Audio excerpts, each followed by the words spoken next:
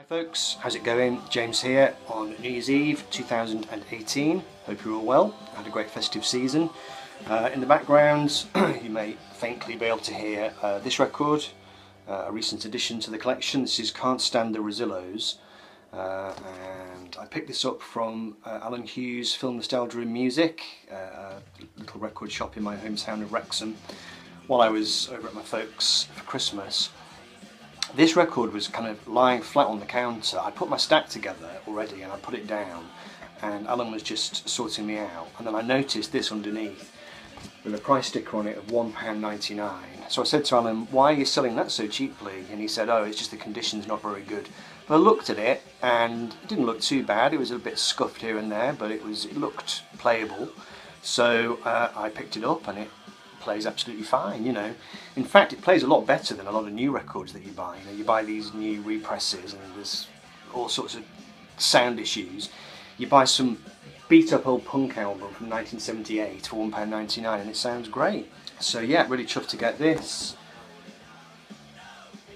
This dates back to 1978. I think the Rosillos were from Glasgow and they were a bit more kind of happy and upbeat than a lot of the punk bands that were around at the time. They were heavily influenced by kind of 50s music, kind of good time rock and roll. This was their first studio album and it's kind of considered to be a classic, really.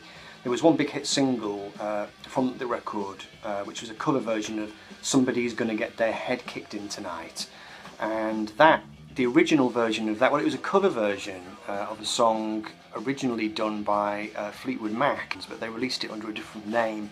They released it under the name Earl Vince and the Valiants. Some weird period of Fleetwood Mac in the 60s where they operated under a different name for a while and they came up with that song. Anyway, it was covered by the Rosillos.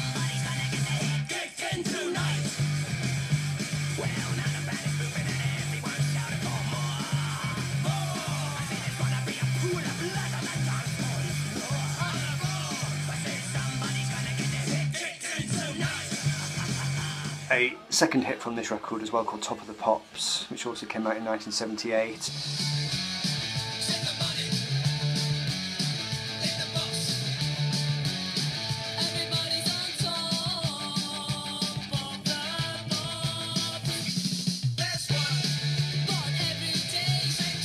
They had a lot of themes of kind of, you know, B-movies and science fiction. It's just a great thing to find, really. Not something I expected to find when I walked into the shop that day. I had a little run of success anyway. I picked up, well, there's three kind of main things I picked up. There's two more punk ones and one ska one. This is a record that I'd seen in Alan's before, but I hadn't picked it up because, you know, Alan's, it's not cheap in that shop. I mean, this was £10. A record that I've got on CD. Stiff Little Fingers, inflammable material. I mean, it's such a classic record. I couldn't really leave it behind this time. It's an OG on Rough Trade. The lyric sheet there, here's the label. So yeah, I'm sure this record doesn't need too much introduction. It's very, very hard Belfast punk. All those classic songs, Law and Order, Alternative Ulster, Suspect Device. I remember listening to this album once. I think it was shortly after my son was born, and I was on my hands and knees in the kitchen cleaning the kitchen floor with a sponge, and I had that record on full blast, and that kind of stuck with me, you know. So great thing to find. Like I said, it was £10, but I thought it was worth picking up. I also grabbed this, which I was delighted to find. This is another punk band from London this time. This is 999 and the Singles album with a rather fetching cover there. You can see it's like one of those paint by numbers pictures. This is on United Artists. Let me show you the label. It's got a nice custom label. Now the big song that 999 did was Emergency, which is on this record. And they actually had quite a long career. I didn't realise that they'd been around for so long. I think they've been going up until about 2007. Between 1978 and 2007 they released 14 singles and 12 studio albums. And one of the guys from the band was a former member of the pub rock band Kilburn and the High Roads, who turned into Ian Dury and the Blockheads, of course. So yeah, another great kind of hard, kind of urban sounding punk record. I'll do a quick needle drop for you. So that's 999. But do you really care? The kiss of life to save our life. All you do is stare. Our back in full attack. Never give in until they crack. Ever, I just say. Ever, I just say. Made it strike. And the other main thing that I found in Alan's this time was the second album by The Beat. This is What Happened. Not a record that I've ever seen before in the wild. I have their debut now, got this one. I think there's one more album after this. So that's a good one to find. This record saw them going off in a more kind of Afrobeat direction, African direction. I think they were growing a little bit tired of the whole sort of Punk-Ska sound. So they started taking it to slightly more exotic musical shores. Really nice little run of luck there, really. I kind of went there not particularly expecting to find anything, so I was chuffed with those three. I did actually find a couple of other things, just Blue Jays by Justin Hayward and John Lodge, for the simple reason that I'm getting into a bit of moody blues at the moment, and I watched a documentary recently on YouTube and learnt about this album. Apparently it was a solo record that they made together in the 1970s, and it was really successful. It was a huge seller for them, and I've never heard it before.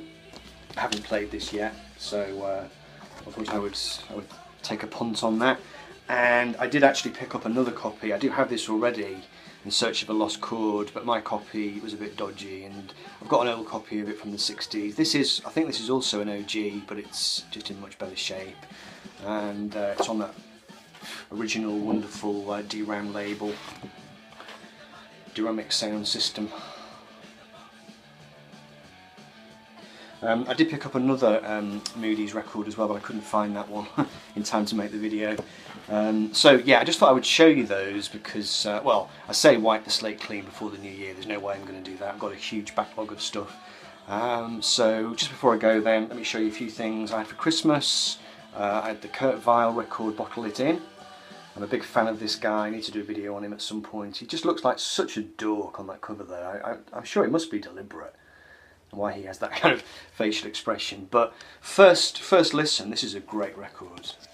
I do think he is a very, very talented and individual artist with a unique voice and a really unique songwriting style. Very, very clever. I'll show you this next. I got the Beatles White Album set for Christmas. Slight confession, I bought it for myself. I mean, it was £150, didn't really want to ask that from anybody, and I don't normally shell out for these kind of huge sets, but I thought with the White Album, it's one of my favourite albums of all time, one of the greatest, most influential records that was ever made. So I thought I would treat myself to that, and it comes with a book and 6 CDs and God knows what else, and posters and all the rest of it. I'm not going to show it you now. I may well show it on the Beatles channel. Lots of people have showed it already, so I don't want to eat up your valuable time. And the final thing I want to show you quickly before I go, I've got a great Christmas gift. This from a partner. This is Classic Albums Colouring Book, and it's fantastic. Lots and lots of different pictures. For you to colour in, and she was actually kind enough to give me a pack of coloured pencils, so I could get to work on it. There's 5 Leaves Left there by Nick Drake. What else have we got? Springsteen. I mean, there's lots and lots of these. I'm not going to show you too many of them, but it did make me laugh. Pink Floyd. One more. Let's just find one more good one. Eric Clapton, 461 Ocean Boulevard. Anyway, you get the idea. I can't stop showing you the pictures now. There's some great ones in here. Anyway, yes, you can look for that online if you want. I'm not a big one for colouring in or drawing, but I think she thought it might keep me out of mischief. So that's that. And I got a t-shirt as well. Let me show you the t-shirt. It's hard nowadays to find t-shirts that will fit me, but that one does seem to just about. So yeah, that was it, just a quick one, and I want to wish you all a happy new year, and I've got tons of stuff coming up in 2019. I was going to make a video kind of explaining what I had planned for the channel, but I thought it's a bit dicey doing that because you end up making promises that you end up not keeping, so I'm not going to give anything away, but I've got lots of things planned for 2019, so it's back to work next week unfortunately, so I'll have to try and squeeze things in as and when I can. So I will take my leave, and next time you see me the Christmas tree will be gone. Take care folks, have a wonderful new year, and I'll see you all soon. Bye bye.